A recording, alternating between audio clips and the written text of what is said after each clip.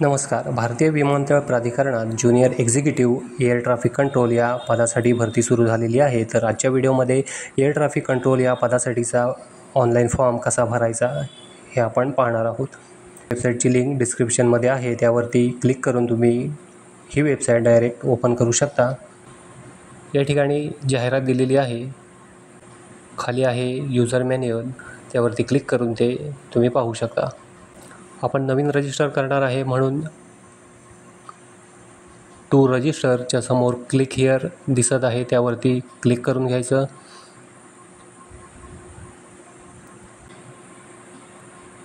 आपल्याला समोर याप्रमाणे वेबपेज दिसेल. पहिलं आहे पोस्ट नेम सिलेक्ट करून घ्यायचं. नंतर आहे ॲप्लिकंट्स फुल नेम, या ठिकाणी पूर्ण नाव टाईप करून घ्यायचं. नंतर आहे मोबाईल नंबर टाकायचा. परत एकदा कन्फर्ममध्ये मोबाईल नंबर टाकायचा. नंतर ईमेल आय डी टाकायचा. पुढे कन्फर्ममध्ये परत एकदा ईमेल आय डी टाकायचा. नंतर जनरेट OTPवरती क्लिक करून घ्यायचं. वरती दिलेला कॅप्चा कोड टाकून सबमिटवरती क्लिक करायचं. मोबाईलवरती आणि ईमेलवरती एक OTP येईल. दोन्ही OTP टाकून व्हॅलिडेट करून घ्यायचे.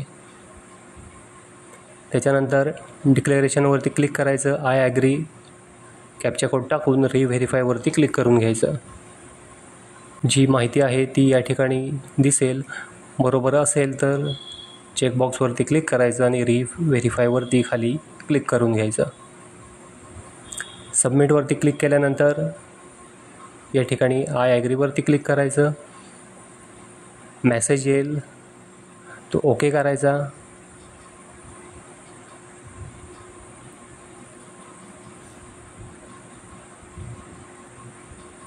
या ठिकाणी आपलं रजिस्ट्रेशन झालेलं आहे. गो टू ॲप्लिकेशनवरती क्लिक करून घ्यायचं.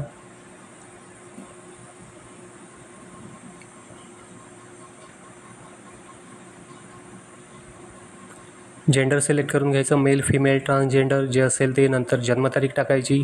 Nationality citizen of India. Caste category select करून घ्यायची. नंतर पर्सनल डिटेल्समध्ये वडिलांचं नाव टाकायचं. नंतर आईचं नाव टाकायचं. मॅरिटल स्टेटस लिस्टमधून सिलेक्ट करून घ्यायचं. टक्के डिसेबल जर असेल तर येस करायचं, नसेल तर नो करायचं. मी नो करतो. नंतर एक्स सर्व्हिसमन असेल तर येस करा, नसेल त्यांनी नो करून टाका. एक्झाम सेंटरचे प्रेफरन्स या ठिकाणी सेट करून घ्यायचे. स्टेट सिलेक्ट करायचं आणि सिटी सिलेक्ट करायची. याप्रमाणे 5 एक्झाम सेंटर टाकून घ्यायचे.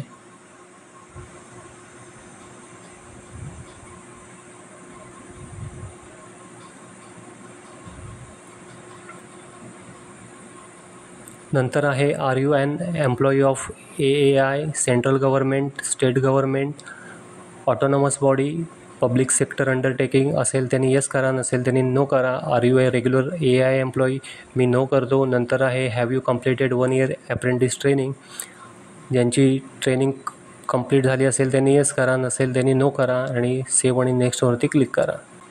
नंतर आहे ॲड्रेस, या ठिकाणी पूर्ण ॲड्रेस टाकून घ्यायचा.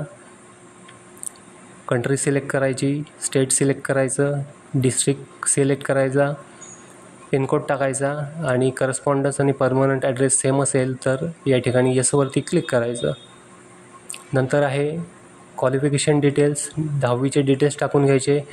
10वीच्या बोर्डाचं नाव या ठिकाणी टाईप करून घ्यायचं. नंतर आहे इयर ऑफ पासिंग, ते सिलेक्ट करून घ्यायचं. नंतर आहे स्कूल ऑब्लिक इन्स्टिट्यूट नेम, शाळेचं नाव जे आहे ते टाईप करून घ्यायचं. नंतर सब्जेक्ट टाईप करून घ्यायचे. पुढे पर्सेंटेज होते म्हणून मी पर्सेंटेज सिलेक्ट करतो आणि मार्क टाकून घ्यायचे, कितीपैकी किती मार्क्स होते. पुढे पर्सेंटेज कॅल्क्युलेट होऊन येतील. सेम 12वीचं आपल्याला टाकून घ्यायचे आहेत डिटेल्स. नंतर डिग्रीचे डिटेल्स टाकायचे आहेत. ॲपियर असाल तर ॲपियर टाका, जर पास असेल तर पास टाका. Mode of course regular and full time येईल. त्याच्यानंतर इथून डिग्री सिलेक्ट करा तुमची जी आहे ती. त्याच्यानंतर इन्स्टिट्यूटचं नाव येईल, सब्जेक्ट येतील, इयर ऑफ पासिंग येईल आणि पर्सेंटेज किंवा CGPA येईल. आता या ठिकाणी आपण पास आहे म्हणून मी पासवरती क्लिक करून घेतो.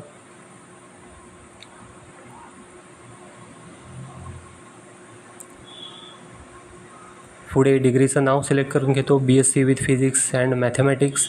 नंतर इन्स्टिट्यूट नेम टाकायचं, इयर ऑफ पासिंग टाकायची, सर्व डिटेल्स भरून घ्यायचे. पुढे आहे have you pass English as one of the subject, yes करायचं.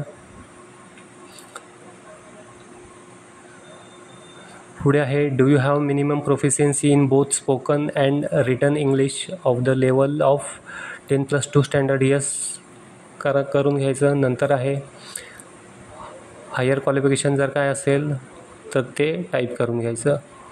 पुढे आहे एक्सपिरियन्स जर काय असेल तर येस करा आणि बाकीचे डिटेल्स भरून घ्यायचे. मी या ठिकाणी नो करतो आणि सेव्ह आणि नेक्स्टवरती क्लिक करतो. पुढे आहे फोटो आणि सही अपलोड करायची आहे.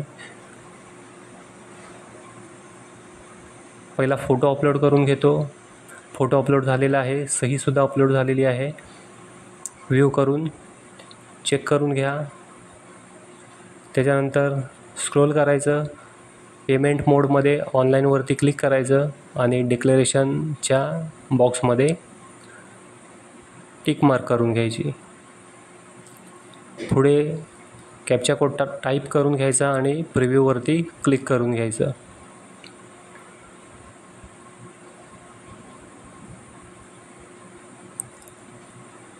प्रिव्ह्यूवरती क्लिक केल्यानंतर समोर जो भरलेला फॉर्म आहे तो दिसेल. तो पूर्ण चेक करायचा आणि ओके करायचं. ओके केल्यानंतर या ठिकाणी आपल्याला सबमिट करायचं आहे. जर काही एडिट करायचं असेल तर बॅक करून तो एडिट करू शकता. मी या ठिकाणी भरलेला फॉर्म पूर्ण व्यवस्थित आहे म्हणून मी सबमिट करतो आहे.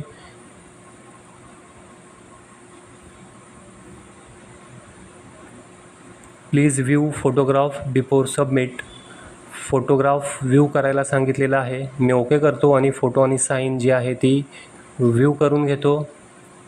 त्याच्यानंतर सबमिट करायचं. आय ॲग्रीवरती क्लिक करून घ्यायचं.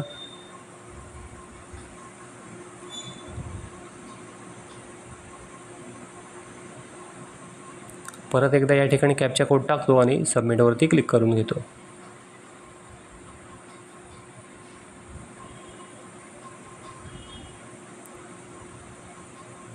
या ठिकाणी आपल्याला पेमेंट करायचं आहे. नेट बँकिंग थ्रू पेमेंट करू शकता किंवा कार्ड जर असेल तर कार्ड पेमेंट करू शकता.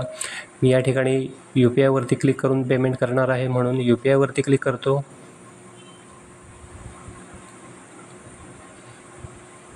आणि QR कोड याच्यावरती क्लिक करतो आणि कन्फर्मवरती क्लिक करून घ्यायचं. QR कोड जनरेट होईल. हा जो QR आहे तो मोबाईलमधून कुठल्याही UPI ॲपमधून स्कॅन करून घ्यायचा. पेमेंट होईल. पेमेंट झाल्यानंतर फॉर्मची आणि पेमेंटची रिसीट प्रिंट करून ठेवायची. तर या व्हिडिओमध्ये इतकंच होतं. आशा करतो व्हिडिओ समजला असेल. व्हिडिओ समजला असेल तर व्हिडिओला लाईक करा, शेअर करा आणि आपल्या चॅनलला सबस्क्राईब करा. धन्यवाद.